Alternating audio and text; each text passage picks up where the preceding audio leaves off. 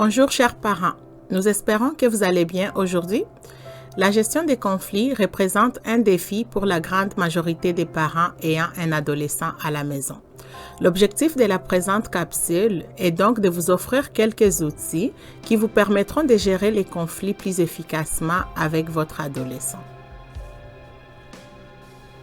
Tout d'abord, il est important de comprendre que la présence de conflits entre vous et votre enfant est quelque chose de tout à fait normal. À l'adolescence, votre enfant est en période de croissance et de découverte sur ses propres croyances et valeurs. Les conflits vont donc survenir parce que votre enfant devient un jeune indépendant et responsable avec ses propres perspectives et préférences. Donc, vous pouvez vous attendre à être en désaccord sur des choses comme ce que porte votre enfant, ce qu'il fait de son temps, ou bien s'il suit vos traditions culturelles et familiales. Maintenant que vous savez que la présence des conflits fait partie intégrante de l'adolescence, voyons à présent quelles peuvent en être les causes. Est-il possible d'élever les enfants sans se disputer? Probablement pas. Voici entre autres 6 raisons qui peuvent occasionner des conflits entre vous et votre adolescent. Lorsqu'on parle des divergences d'opinion, on remarque souvent une charge émotionnelle importante liée à un sujet avec un fort enjeu. Il arrive souvent de vouloir que l'autre personne pense comme nous et ceci peut être source de conflits. Ensuite, on remarque que dans la plupart des conflits avec son ado, il y a un manque d'écoute du besoin de l'autre. Donc, ceci va occasionner les sentiments d'incompréhension et de frustration. Il est possible que les jeunes soient agacés par les instructions de leurs parents. Ils font connaître leur colère en claquant les portes, en jurant ou en refusant les dialogues. Même si les parents parviennent parfois à rester calmes, ces comportements peuvent être si exaspérants qu'il est aussi possible pour vous de perdre votre sang-froid, de vous mettre en colère ou de vous offusquer. Un conflit familial survient également lorsque les parents ou les enfants estiment être traités injustement. Ces situations impliquent des sentiments d'impuissance, de colère ou la sensation d'avoir été blessé. En réalité, personne ne souhaite se disputer, mais chacun veut en même temps se défendre. Les adolescents ont la croyance que leurs parents ne sont pas autorisés à faire des erreurs. Il est donc important en tant qu'adultes de pouvoir reconnaître nos torts. Ceci montrera à nos jeunes que l'erreur est humaine et que personne n'est parfait. Un conflit indique que l'on est proche de son interlocuteur, car la proximité crée des frictions. La situation devient alarmante lorsque les disputes nombreuses empoisonnent l'atmosphère ou quand les querelles sont particulièrement intenses. Il est important de se distancer de la situation afin d'y voir plus objectivement et de retrouver son calme. Il vous est sûrement déjà arrivé de vous demander pourquoi votre ado réagit de façon impulsive lors d'un conflit.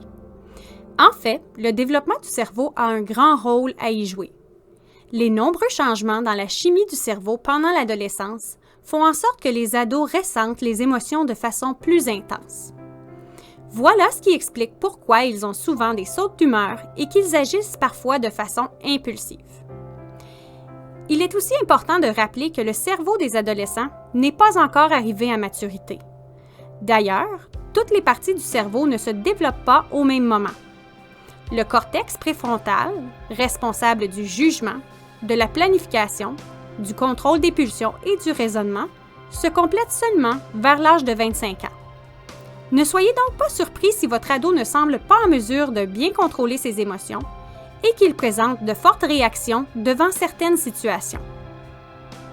Même si la présence de conflits est normale, il comporte malgré tout certains dangers. Si les conflits surviennent sur une base trop fréquente, ils peuvent avoir un impact négatif sur votre relation parent-enfant. Il n'est pas rare que la parole dépasse la pensée lors d'une dispute. Toutefois, si votre jeune vous entend souvent dire des propos blessants à son endroit, son estime personnelle pourrait se voir affectée. Il est donc préférable de mettre l'emphase sur le comportement de votre ado plutôt que sur les attributs de sa personnalité. Par exemple, s'il refuse de faire ses devoirs, au lieu de lui dire « tu es paresseux », vous pouvez employer la formulation suivante. « Tu sembles avoir de la difficulté à te mettre à la tâche ». Il est aussi important de ne pas critiquer votre adolescent constamment. S'il fait des efforts et que vous vous montrez insatisfait de son comportement, il peut en venir à croire que peu importe ce qu'il fait, vous ne serez jamais content. Il risque alors d'abandonner ses efforts et d'adopter davantage de mauvais comportements, ce qui engendre un cercle vicieux qui perpétue les conflits. Voilà pourquoi il est important de régler efficacement les conflits à mesure qu'ils se présentent. La gestion des conflits avec votre adolescent comporte plusieurs bénéfices à court et à long terme. Premièrement, cela favorise l'apprentissage de l'autorégulation des émotions. Si vous prenez le temps de régler vos conflits, vous apprenez à votre enfant à exprimer ses émotions, à tenir compte des autres et à trouver des solutions. La gestion des conflits est également une occasion d'explorer et de développer le respect des points de vue de chacun. Il est important que votre adolescent ressente que vous le respectez dans vos échanges. Aussi, lorsqu'il y a présence d'un conflit entre les membres d'une famille, le climat familial peut se détériorer. Gérer le conflit aidera à réduire les niveaux de stress au sein de la famille. Une gestion saine et efficace des conflits aidera également à renforcer votre relation avec votre enfant. Enfin, la gestion de conflits permettra à votre jeune d'acquérir et de mettre en pratique des compétences de vie importantes comme la négociation et le compromis. Avant d'adresser un conflit avec votre ado, il est conseillé de s'assurer d'être bien disposé afin que ce soit une expérience constructive pour tout le monde. Voici quelques petits conseils à appliquer en tant que parent avant même d'entamer la discussion. Une façon de se préparer à mieux gérer un conflit avec son ado est de prendre le temps de réfléchir aux expériences que vous avez eues lors de votre adolescence et de vous rappeler les émotions que vous avez ressenties à l'époque. Ceci est une façon de mieux comprendre la position de votre jeune et d'être capable de se mettre dans ses souliers plus facilement. Tel qu'expliqué plus tôt, le cerveau de votre ado n'est pas encore arrivé à maturité. C'est pourquoi il est fort possible qu'il ne soit pas en mesure de bien évaluer tous les aspects d'une situation, comme les risques et les dangers. Il peut avoir beaucoup de difficultés à comprendre votre point de vue pour cette raison. Il est aussi utile de penser à la façon dont vous voulez aborder la conversation en avance et choisir les mots que vous voulez employer. La façon dont vous allez transmettre votre message fera toute la différence. Enfin, soyez indulgent envers vous-même. Il est normal de s'emporter ou de réagir fortement devant les propos d'un ado en colère. Ce qui importe, c'est d'être capable de le reconnaître, de s'excuser et recommencer plus calmement. La Fondation Jeunes en Tête résume en 6 règles la marche à suivre pour vous guider dans la gestion des conflits avec votre adolescent. D'abord, il est crucial de choisir le bon moment avant d'intervenir. Assurez-vous que vous êtes tous les deux calmes et disposés au dialogue, sans quoi la discussion risque de mal se terminer. Ensuite, il est recommandé de dépersonnaliser le problème. Il s'agit donc de partager vos observations quant à la situation, tout en évitant d'utiliser des formulations qui portent le blâme sur votre ado. Par exemple, « J'en peux plus de devoir faire ça » ou « T'écoutes jamais ce que j'ai à te dire ». Essayez plutôt d'entamer la conversation de la façon suivante. « Je remarque qu'on ne voit pas les choses de la même façon. Essayons de trouver une solution ensemble. » Afin de bien comprendre la perception de votre ado, prenez le temps d'écouter ce qu'il a à vous dire. Portez votre attention sur le contenu de son message plutôt que sur l'attitude utilisée pour vous transmettre son idée. Évitez d'interrompre votre ado pendant qu'il s'exprime et validez la façon dont il se sent. Des phrases comme « Je comprends que tu sois fâché contre moi » pourraient l'aider à se sentir davantage compris.